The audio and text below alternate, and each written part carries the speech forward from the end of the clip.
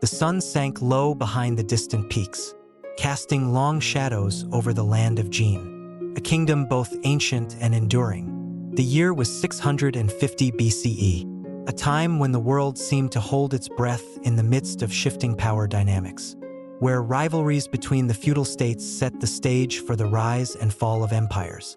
Among the tumult of the spring and autumn period, there were few names that stood as firm as the legendary General Si Ying, the tamer of the northern barbarians, the unyielding protector of Jin. But behind every great man, as history often tells, stands a woman whose influence is as silent as it is profound.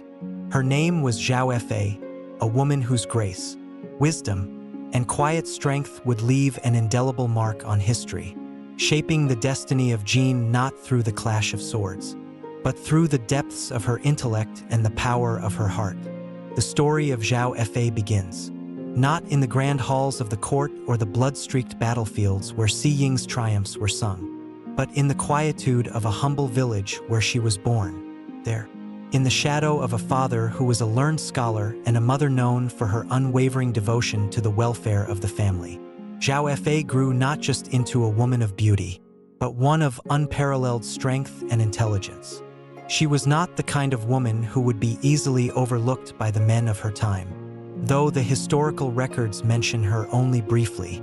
Those who saw her in the court of Jin knew that she was far more than the sum of her beauty and birthright.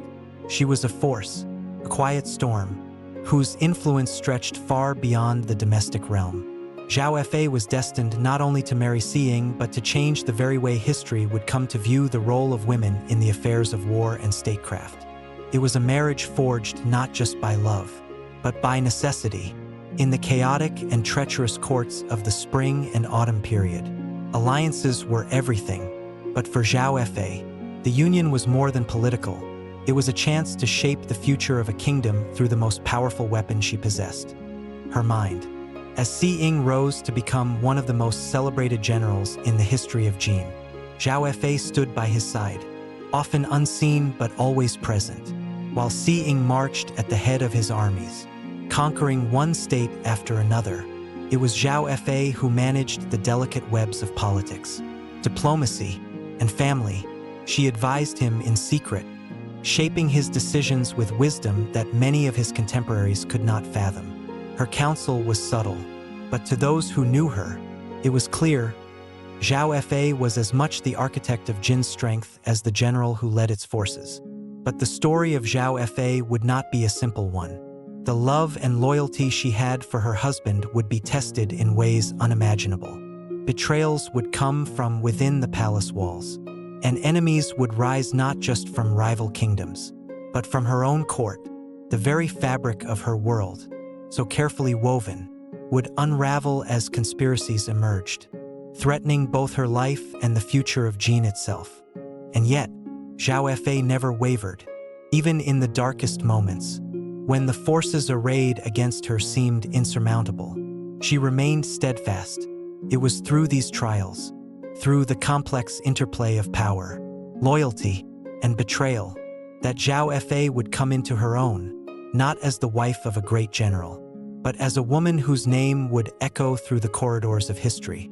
As we begin this story, let us look deeper into the life of Zhao Fa, not merely as the wife of Si Ying, but as a figure who transcended the limitations of her time. In her, we find the intersection of love and war, wisdom and sacrifice, politics and personal struggle. Her tale is one of survival, of triumph against all odds, and of a legacy that would outlast even the grandest battles of the age. The wind whispered through the tall grasses of the Jin kingdom, a land divided by ambition, honor, and the endless struggle for power. The year was 650 BCE, and in the heart of this fragmented world, there was a woman whose name would become as entwined with the fate of the kingdom as the sword of a mighty general. Her name was Zhao Fa, and though history remembers her as the wife of Si Ying, her story is one of quiet resilience, intelligence, and the strength of a woman who shaped the course of a kingdom with the subtlety of a river carving through stone. Zhao Fa was born into the noble Zhao family, one of the respected clans in the kingdom of Jin. Her early years were unremarkable in the eyes of those who saw her only as a daughter marriageable, poised, and trained to run a household. But to Zhao Fa, the world was more than just the walls of her father's estate. Her childhood was one of learning, of deep study and keen observation. The annals of history, the art of strategy, and the writings of sages filled her hours. Her mind was sharp, and though her father, a respected bureaucrat, had no interest in military affairs, Zhao Fa found herself drawn to the stories of great generals and the power plays that defined her world. It was in these early years that her fate began to entwine with Si Ying. He was a rising star in the military ranks of Jin, a general whose name was already being whispered with awe across the kingdom. Si Ying was not like the typical warlords of his time. While others relied solely on their might, Si Ying's strength lay in his mind, his understanding of terrain, his mastery of tactics, and most importantly, his ability to foresee the future through the shifting tides of alliances. He was a man of quiet intensity, always thinking several steps ahead, always calculating. Zhao Fa first met him at a banquet held in honor of Jin's victory over a neighboring state. The hall was filled with the laughter and clinking of cups as the nobles celebrated. But Zhao Fa's eyes were on Si Ying. He stood apart, not immersed in the revelry, his gaze thoughtful, his posture rigid with purpose. Something about him struck her, a sense of quiet power, a man who knew the value of patience and of waiting for the right moment. He wasn't just a soldier, he was a strategist, and there was an elegance in his approach to the world that made Zhao Fa wonder about the depths of his mind. Their first conversation was brief, yet it left an indelible impression on both. She, a woman of remarkable intellect and keen observation, spoke of the need for unity in Jin, a kingdom that had long been fractured by petty feuds between noble families. Si Ying, in turn, spoke of the importance of strength both in arms and in diplomacy if Jin was ever to rise above its rivals. "I have studied the ways of the sword," Zhao Fa said, her voice soft but resolute. "But I believe that wisdom is as sharp as steel. If Jin is to endure, it will need more than just the force of arms. It will need minds capable of seeing beyond the present moment." Si Ying had regarded her with an unreadable expression, and for a moment, Zhao Fa wondered if her words had fallen on deaf ears. But then, after a pause, he nodded. "And what if the sword is the only thing that can keep us alive long enough for wisdom to take root?" Zhao Fa had no immediate answer for him, but she understood the weight of his question. In a world where strength often overpowered intellect, her words had planted the first seed of something greater. The years that followed were marked by both the rise of Si Ying as a general and Zhao Fa's growing role within the family. It was clear that their union was one of mutual respect and understanding, though it began not as a love story, but as a strategic partnership. Zhao Fa's father had arranged the marriage, seeing the union as a way to ensure his family's continued influence in the ever-shifting politics of Jin. But as their lives became increasingly intertwined, the respect between the two turned into something deeper, more complex. Si Ying's military campaigns became more frequent, and Zhao Fa found herself at his side, offering counsel on matters of governance, logistics, and the delicate balance of power within the court. She became his confidant, the person he trusted above all others. Despite the dangers and uncertainties of their world, Zhao Fa never wavered. She was his anchor, the steady hand that helped him navigate the treacherous waters of court politics. The first major test of their partnership came when Si Ying was tasked with leading Jin's forces against the powerful state of Chu. It was a war that many believed would be the end of Jin, for Chu's army was vast, well-trained, and ruthless. The nobles of Jin were divided, unsure of their chances, but Si Ying remained resolute. He knew that this battle would not be won by brute force alone. It would be won by strategy. Zhao Fa, understanding her husband's mind as few others did, quietly worked behind the scenes. She knew that war was not just fought on the battlefield but in the courtrooms, In the hearts and minds of the people, she began to influence key officials, to sway the nobles of Jin, and to forge alliances with those who were once considered enemies. It was a delicate game, but Zhao Fa was no stranger to it. She used every skill at her disposal, intellect, charm, and subtlety, to ensure that Jin's court stood united in the face of the looming threat. The day before the battle began, Si Ying stood before his army, his expression grim but resolute. He spoke of honor, of duty, and of the need for every soldier to give everything for the future of Jin. His words were simple, yet they carried a weight that none could ignore. But it was Zhao Fa's influence, her quiet guidance, that helped shape his strategy, that ensured victory. As the battle raged on, it became clear that Si Ying's tactics were working.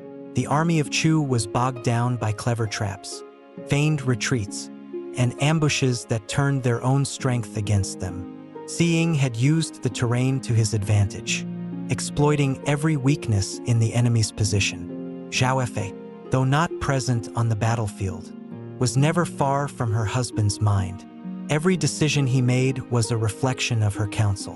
When the victory was finally won, it was not just Si Ying's brilliance as a general that was celebrated, but the unspoken partnership between him and Zhao Fa that had made it possible. Their success was a testament to the power of intellect, unity, and the quiet strength of a woman who had, in the shadows, helped shape the future of her kingdom. But this victory was only the beginning. For Zhao Fa, the real challenge was yet to come. The winds of war were ever shifting, and the kingdom of Jin, though victorious for now, was a land on the edge of chaos. And in the heart of it all, Zhao Fa knew that her destiny was tied not just to Si Ying, but to the very future of Jin itself. The winds of conflict stirred once more in the kingdom of Jin, a kingdom torn apart by warring factions and fractured loyalties. In the years that followed, Zhao Fa's life was woven into the intricacies of these turbulent times. A young woman of striking beauty and unparalleled intellect, she had been born into the influential Zhao family, who held significant sway in the political landscape of Jin. But it wasn't just her lineage that set her apart. There was a certain fire in her eyes, a quiet resolve that hinted at the powerful force she would one day become. In her youth, Zhao Fa had heard the stories of Si Ying, the rising general known for his strategic brilliance and fearsome leadership. He was the embodiment of everything she admired: strength, duty, and an unwavering commitment to the kingdom. It was at a banquet in the halls of the Zhao family where their paths first crossed. Si Ying, then a commander of modest rank, had arrived at the gathering as part of a diplomatic mission. His presence was commanding, yet his gaze, a gaze that sought more than just military conquests, captivated Zhao Fa. The conversation between them that night was not one of shallow pleasantries. Instead, it was a battle of wits, as Si Ying and Zhao Fa exchanged perspectives on the shifting political landscape of Jin, the internal strife that threatened to dismantle the kingdom, and the possibility of a unified future. Si Ying, despite his military prowess, lacked the vision to see beyond the battlefield. But Zhao Fa, with her sharp mind, recognized the intricacies of diplomacy, the subtle art of weaving allegiances and alliances, and the importance of the people's will. Their dialogue, charged with intellectual tension, left both of them with a lingering impression. Si Ying admired Zhao Fa's wisdom, and she, in turn, found his single-minded dedication to the kingdom both admirable and, in some ways, a bit naive. It was this tension, this recognition of their differing strengths, that would eventually bind their fates together. As the years passed, and the political landscape of Jin grew ever more complex, Si Ying rose through the ranks, gaining the trust of his peers and the respect of the people. Zhao Fa, on the other hand, continued her studies, often immersing herself in the ancient texts and the teachings of the great strategists of the past. But her heart, despite her wisdom, was drawn back to Si Ying. Theirs was not the kind of love sung about in songs or chronicled in ballads. No, their love was more akin to the slow, inevitable pull of the tide, unspoken yet undeniable. It was during a crucial moment in Jin's history, when the kingdom teetered on the brink of civil war, that Zhao Fa's role in the grand scheme of things would become clear. Si Ying had been called upon to lead a critical campaign against the forces of the powerful Xiang clan, who had long sought to seize control of the kingdom. His forces were vast, but the Xiang were formidable, and the outcome of the battle was far from certain. It was here, in the quiet moments before the storm of war, that Zhao Fa's wisdom would become the catalyst that changed the tide of history. In the dim light of the Zhao family estate, as Si Ying prepared for the campaign, Zhao Fa approached him with a proposition. She would not join him on the battlefield, as most wives of generals might do, but rather, she offered something more profound, a strategy.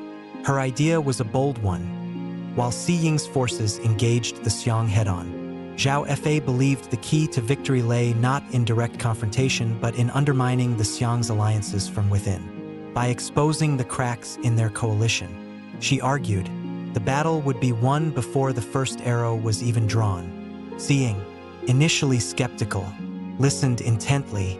Zhao Fa's understanding of human nature, her knowledge of the politics that shaped the alliances between clans, and her insight into the shifting power dynamics were unmatched.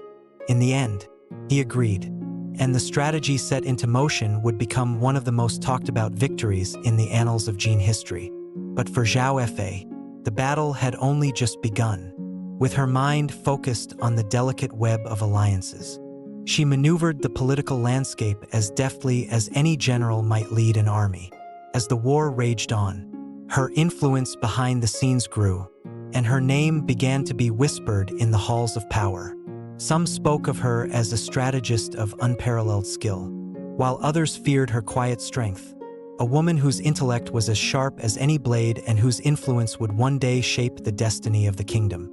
The year was 640 BCE, and the kingdom of Jin stood at the precipice of chaos. Political factions vied for supremacy, and the war drums had begun to echo across the land.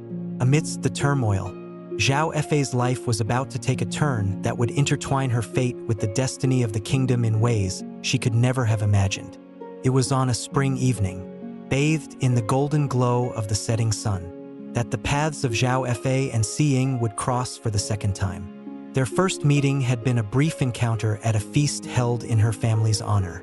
He had been a young general, barely in his 30s, but already renowned for his tactical acumen and his ability to command armies with a single glance.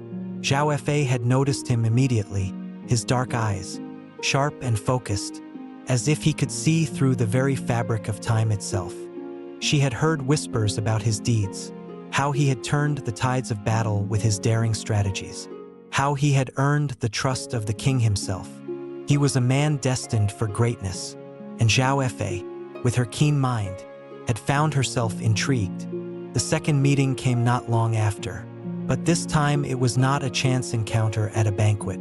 Si Ying was there at the Zhao family estate, summoned for a private council with her father, Zhao Qi, a man of great influence in the court of Jin. The Zhao family had long been allied with the forces loyal to the Duke of Jin, but as factions grew, it became increasingly clear that they would have to choose sides. Zhao Fa, now a young woman in her early 20s, had grown into someone whose presence commanded attention, though she did not seek it. While the court around her buzzed with the affairs of men, she had studied strategy and diplomacy, listening to the whispered conversations of her father and his guests, learning the ways of power with the quiet intensity of someone who had long understood that intellect was as dangerous as a blade. One evening, while Si Ying and her father discussed military strategy in a private room, Zhao Fa entered the chamber. Her father, noticing her arrival, paused but gestured for her to remain. Zhao Fa, you've been listening at the door long enough. Come, sit with us, he said with a knowing smile. The general looked at her, his eyes briefly narrowing in recognition. Zhao Fa had not forgotten the intensity of his gaze from their first meeting, and now she felt the weight of it again. There was something about Si Ying, something that both intrigued and intimidated her. His presence was like a storm, calm on the surface, but beneath it, a maelstrom of strategy and ambition. "You are quite the learned woman," Zhao Fa, Si Ying remarked, his voice deep and commanding. "I hear you have studied the ways of war as much as the art of diplomacy." Zhao Fa, ever composed, smiled faintly. "War is nothing but a reflection of the will of the people. General, a wise ruler must understand both to achieve true peace." Her words caught Si Ying's attention, and for the first time, he regarded her with an interest that went beyond mere politeness. It was clear that Zhao Fa was no ordinary noblewoman.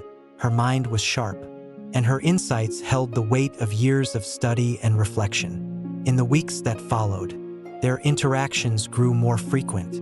Zhao Fa, though still a woman of her time, found herself drawn to Si Ying not just for his military prowess, but for the depth of his understanding of the world. She admired how he saw beyond the battlefield, how he could speak of tactics while simultaneously contemplating the well-being of his soldiers. He was a man who commanded respect, yet there was a quiet humility in his demeanor that made him approachable, even to someone of her stature. Si Ying, in turn, began to recognize the strength in Zhao Fa that no one else seemed to see.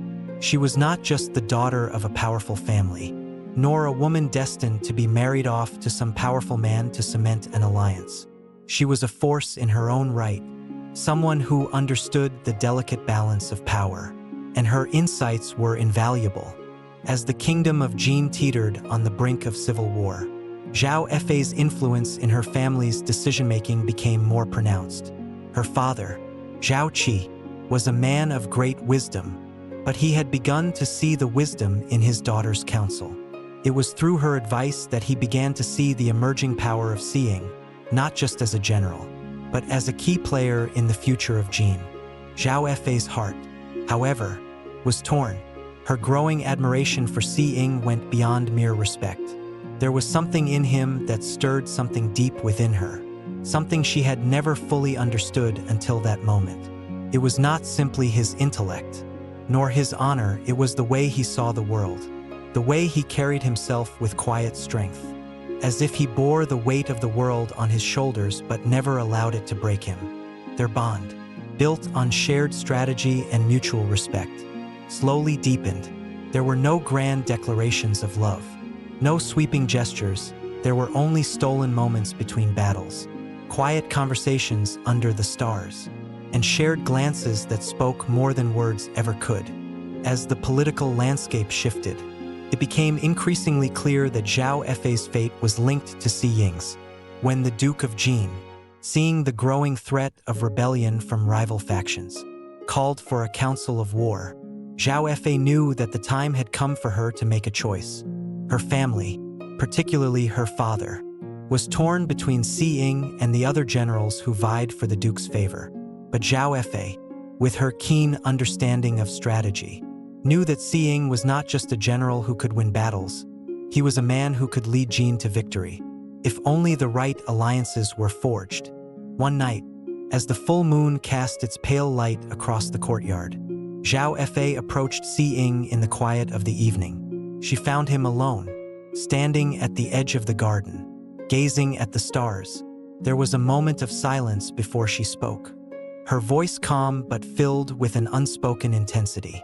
"Si Ying," she began, her gaze unwavering, "you fight not just for victory, but for a future where Jin can stand united.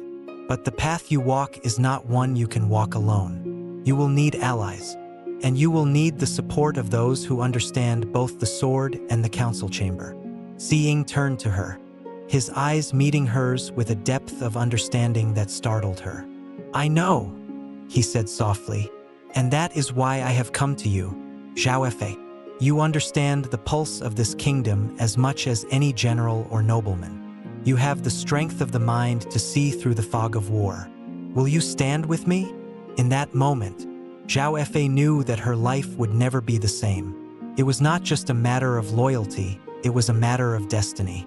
The kingdom of Jin stood at the crossroads of war and peace, and she, alongside Si Ying, would help shape its future. But as the days passed and the winds of war grew stronger, Zhao Fa began to feel the weight of the choices she had made. The political alliances that had seemed so necessary were now threatening to pull her in opposing directions. Si Ying, a man she admired deeply, was not just a leader, he was a man shaped by the very fires of conflict. And while her heart had been drawn to him, she knew that the cost of that bond would be higher than she could ever anticipate.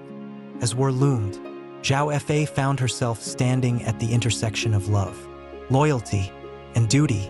The choices she would make in the coming months would define not only her own fate but the fate of a kingdom teetering on the edge of oblivion. The years that followed Si Ying's rise to prominence were marked by battles, alliances, and betrayals that threatened to tear the fragile kingdom of Jin apart. War had become the defining force in both the political landscape and the hearts of the people. Yet, amidst this brutality, there was the quiet but steadfast figure of Zhao Fa's wife, advisor, and confidant to one of Jin's greatest military minds. When Zhao Fa married Si Ying, it was not merely a union of love. Though they had come to care for each other deeply, their marriage was, first and foremost, a political alliance, an agreement between two powerful families to consolidate influence and secure the future of the kingdom. But over time, the shared struggles and triumphs between them forged a bond that went beyond mere duty. Zhao Fa understood her role not only as the wife of a general but as a partner in the shaping of history itself. She was not a passive figure. Her mind was as sharp as any strategist on the battlefield, and she had the heart of a lioness protecting her kingdom. It was during these years of growing tension that Zhao Fa's true role in Jin's political and military sphere began to crystallize.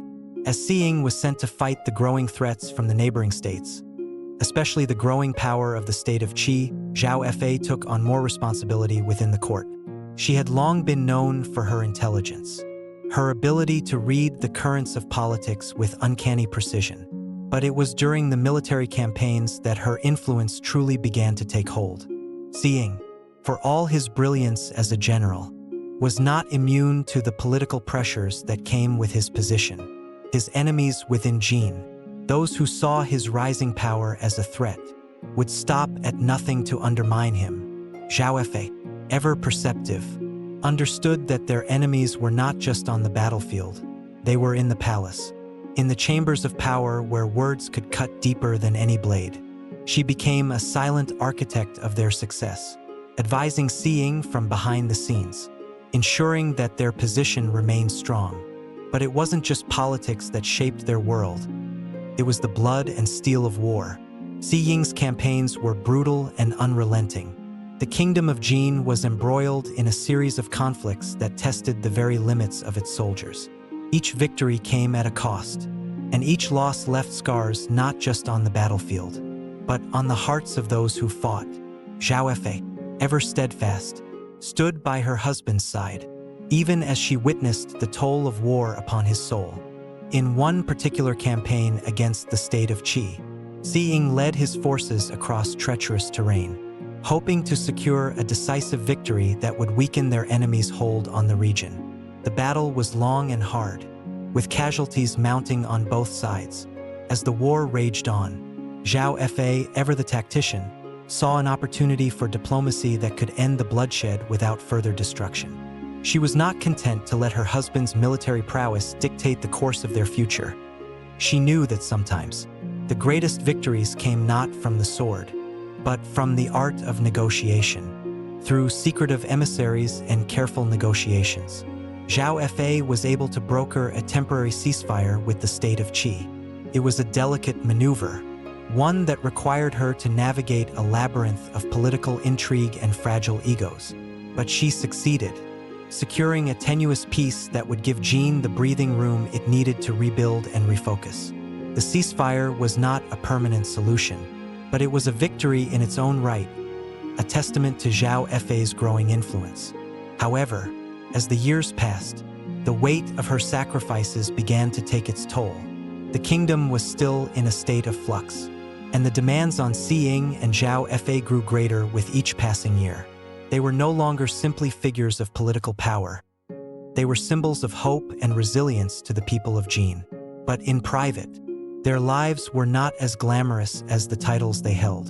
Si Ying, though he loved his wife deeply, became increasingly distant, burdened by the pressures of war and leadership. He was a man who had seen too much bloodshed, who had lost too many comrades. His soul, once sharp and full of vigor, was now clouded with doubt and despair. Zhao Fa, for her part, never wavered. She knew that her role was to support her husband, even when he could no longer see the way forward. And so, she became his anchor, providing counsel, comfort, and the wisdom he needed to keep moving forward. It was in these quiet moments, when the world outside seemed to be falling apart, that their bond deepened. Zhao Fa was no longer just the wife of a general. She was the heart of his spirit, the voice of reason when everything around them seemed uncertain. Yet, the toll of war was not easily borne. Si Ying's victories, though impressive, had made him many enemies. His rise had created as many supporters as it had adversaries, and the darker side of political maneuvering in Jin began to rear its head once more. The court, once a place of relative harmony, was now a nest of intrigue, where every whisper could shift the balance of power. Zhao Fa, ever aware of the currents beneath the surface, knew that the greatest threat to their survival was no longer on the battlefield, but within the palace itself. And so, as the years wore on, Zhao Fa and Si Ying found themselves not only fighting against external enemies, but against the insidious forces of betrayal and deceit that lurked in the shadows of their own court.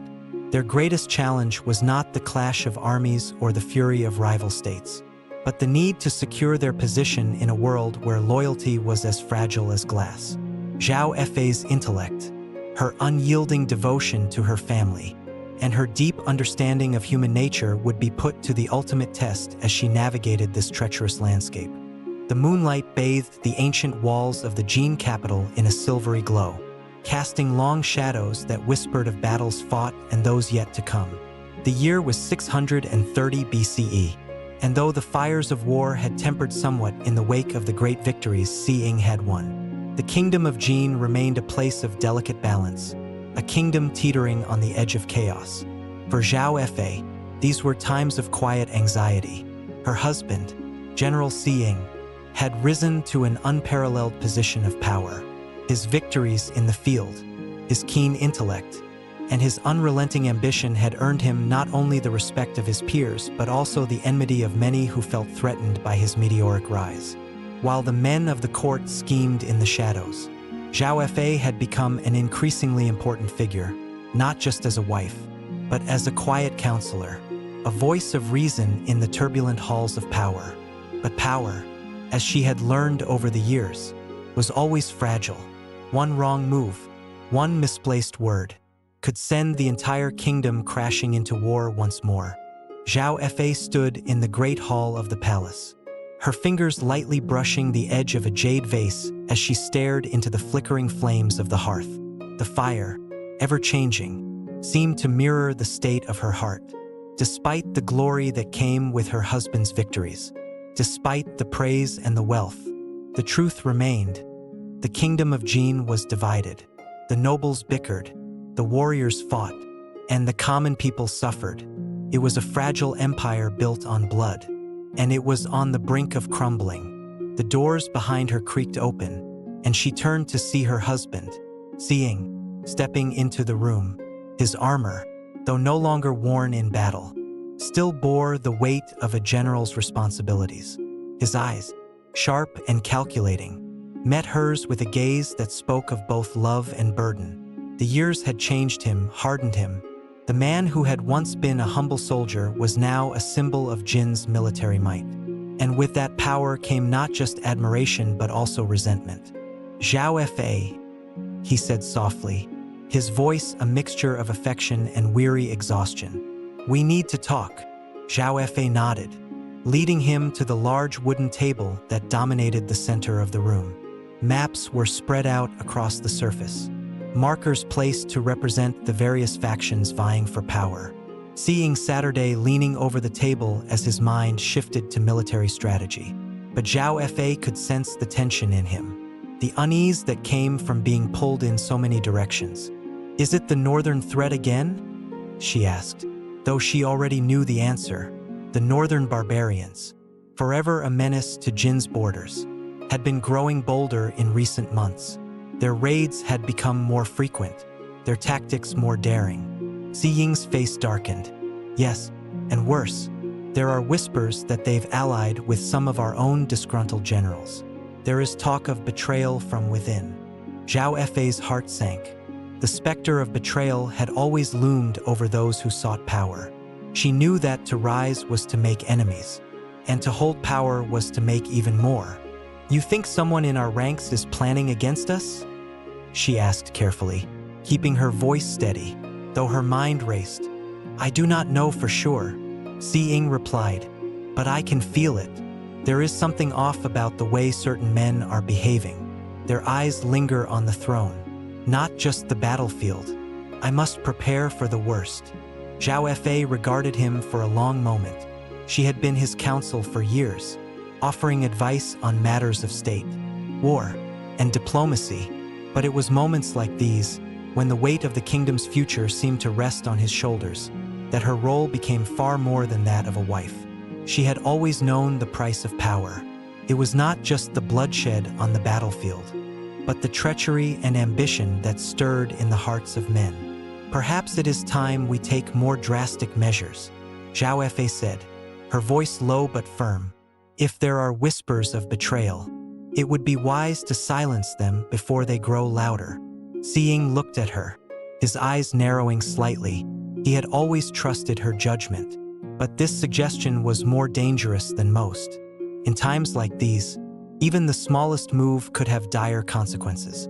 "You mean, remove the traitors?" he asked. Zhao Fa's gaze never wavered. "Yes, we cannot allow a shadow of treachery to grow unchecked. It is better to strike first than wait for the dagger in the back."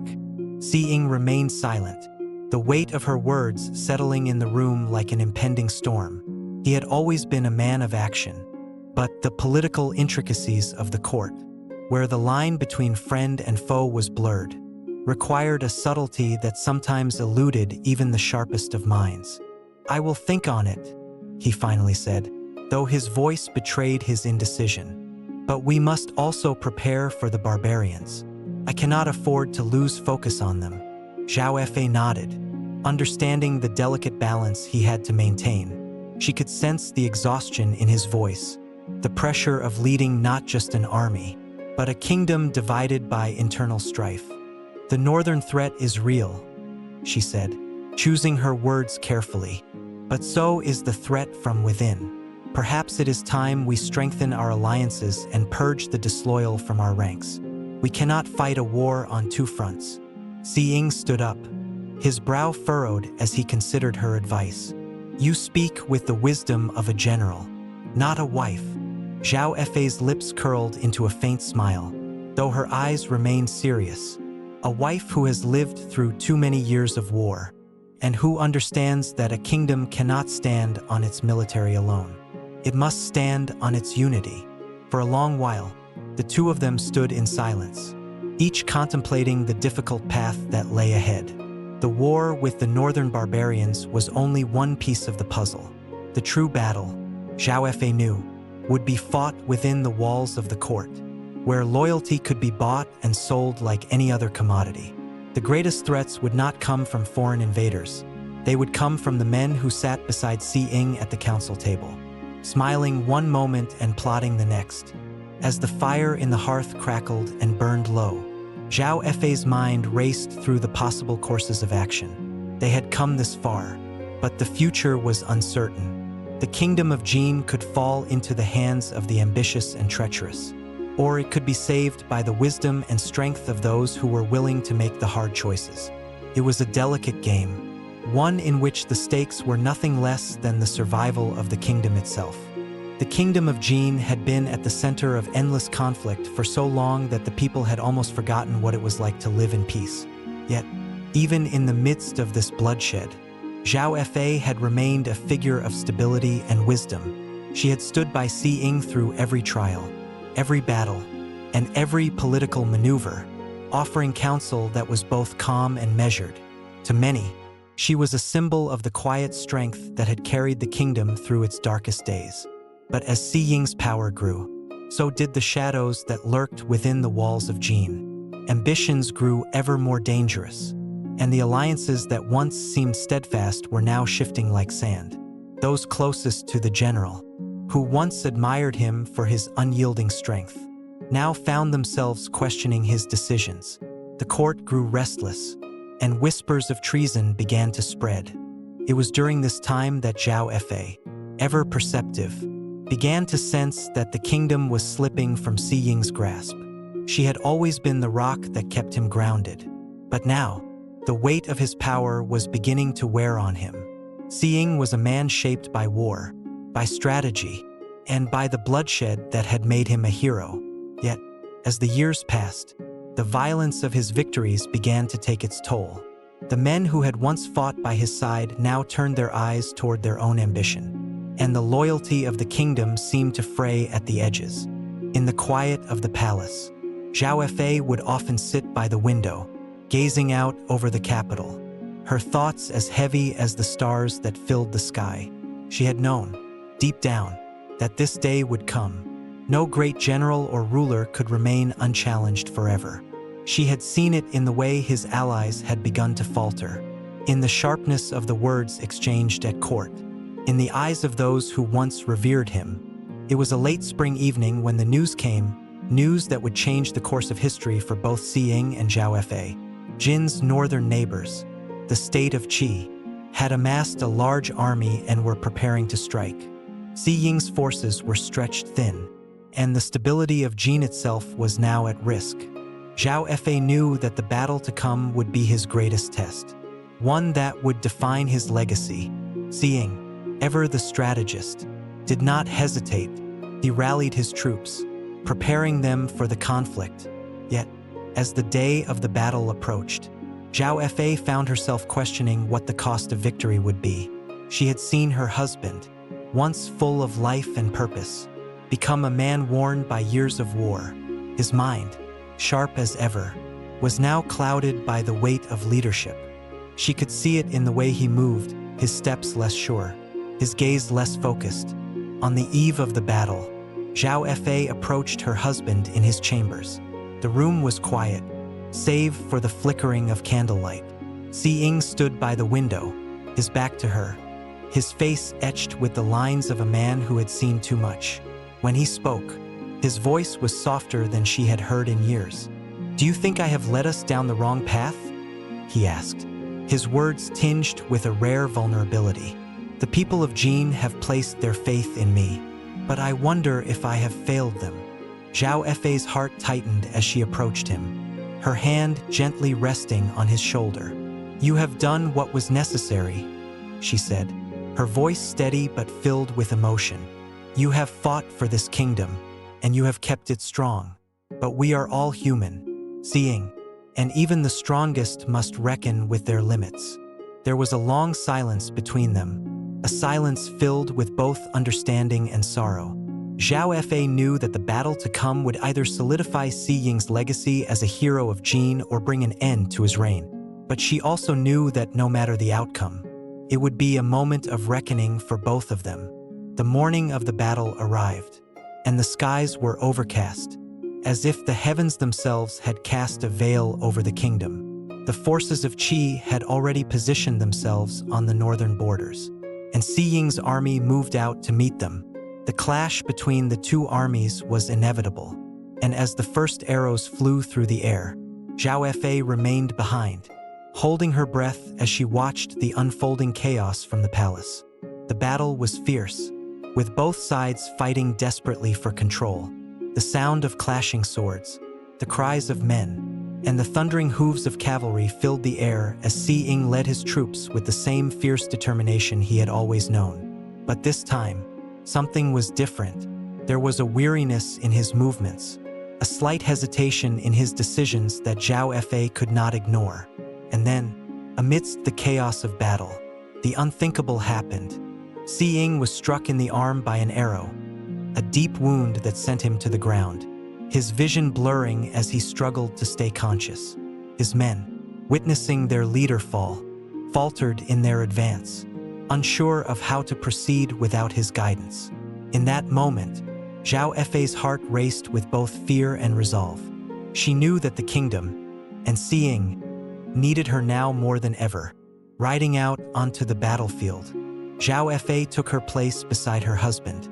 She had always been a woman of great strength, but now, the weight of her position had never been more apparent. As Si Ying fought to stay conscious, she took command, rallying the soldiers with a voice that was both commanding and filled with compassion. The battle raged on, but with Zhao Fa's leadership, the tide began to turn. Her presence on the field inspired the men, and her strategic insight helped turn the battle in Jin's favor. Yet, despite their hard-won victory, the cost was heavy. Si Ying's wound was severe, and he was carried back to the capital, where he would spend the remainder of his days in recovery. The generals who had once fought beside him now began to question his future as their leader, their loyalty tested in ways they had never anticipated. Zhao Fa, ever the silent force, stood by her husband in his final days. She did not ask for praise. She did not seek glory. Her only desire was to see the kingdom her husband had fought for endure. As Si Ying lay on his deathbed, she held his hand, whispering words of comfort. His eyes, once sharp and filled with fire, were now dimmed by age and injury, but they still held the flicker of a man who had given everything for his people. In his final moments, Si Ying spoke softly. "You were my strength, Zhao Fa," he said. "You were the one who truly held Jin together. When I was lost, it was you who guided me." Tears welled in Zhao Fa's eyes, but she said nothing. She had always known that her true strength lay not in the battles won or the accolades received, but in the quiet moments like this, moments where love and loyalty transcended even the greatest of empires. When Si Ying passed away, the kingdom mourned, but Zhao Fa remained steadfast. She had given her heart to Jin, and she would continue to serve it, not with a sword, but with the wisdom she had carried through years of war and peace. And so, the legacy of Zhao Fa and Si Ying was sealed not in the annals of battle, but in the quiet strength of a woman who had stood by her husband through every storm. The kingdom of Jin, forever changed by the tumult of the spring and autumn period, would remember the names of these two great figures, not only for their victories on the battlefield, but for the love and wisdom that had helped them endure. The shadows of war would eventually recede, but the ties of fate that bound Zhao Fa to Si Ying would remain, a testament to the enduring power of love, sacrifice, and wisdom in a world forever shaped by the forces of history.